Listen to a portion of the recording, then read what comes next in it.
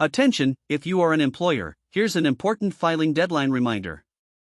The law requires you to file a copy of the W-2 forms you give to your employees by January 31st. And you're also required to file the W-3 forms. Remember, you need to send these forms to the Social Security Administration. In addition, if you paid an independent contractor for their services, you will need to file a Form 1099 NEC for reporting non-employee compensation by January 31st. The Form 1099 NEC replaces the Form 1099 miscellaneous you used in the past. Be sure to send this form along with Form 1096 to the IRS.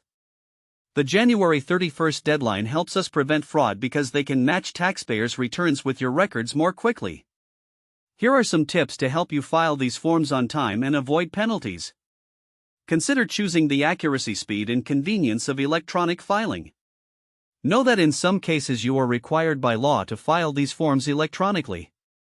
In addition, before the end of the year, make sure your employees or independent contractors' information is correct.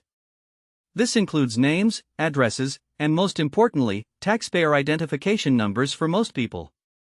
This means their social security number.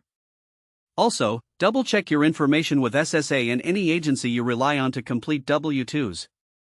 If you need paper forms, order them early.